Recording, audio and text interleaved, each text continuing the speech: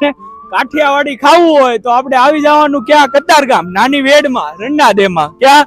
રન્નાદેમાં, જ્યાં આપણે મળી જાય કાઠિયાવાડી બધું જ ખાણું, બાજરાના રોટલા થી આખા કાંદાના શાક થી બધું. બરોબર છે?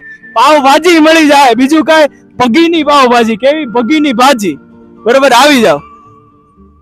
તો આપણી પાછળ માસી બનાવે છે દેશી ઢબથી કાઠિયાવાડી બાજરાના રોટલા, ઈ પણ ચૂલા ઉપર, ગામડાની રીતથી. હાલો, આ માસી બનાવે છે દેશી ઢબથી, જો બાજરાનો રોટલો ગામડાની રીતથી બનાવતા હોય એવું જ સેમ ટુ સેમ લાગે છે. અને આ માસી ચોડવે છે ભાખરી ચૂલા ઉપર, દેશી ચૂલા ઉપર. આનો ટેસ્ટ તમે જોઈ શકો છો કે કેવો આવી શકે. તો આ ભાઈનું આખું ફેમિલી અહીંયા જમીને, હજી જમીન જસ્ટ ઊભા થયા છે, તો આપણે પૂછી લેવી કે કેવું આપણે અહીંયા લાગ્યું કાઠિયાવાડી જમીન. હું સુરતી છું, પ્યોર ગુજરાતી સુરતી છું, અને હું સર્વપ્રથમવાર અહીં કાઠિયાવાડી જમવા આવ્યો હતો. મને મારા ઘર કરતાં બી વધારે પ્રેમથી અહીંયા જમાડે છે એવું લાગ્યું.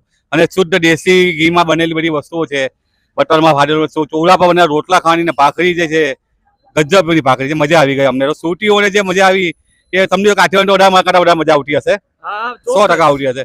અને ખીચડી કઢીથી લઈને એમની ભાજી પાઉં પણ મેં ટેસ્ટ કર્યા, એ બી જોરદાર છે એમના. અહીંયા સખત બીજી વાર અમારે પ્રોગ્રામ બનાવવો તો ફેમિલી સાથે અવાય એવી જગ્યા છે આ.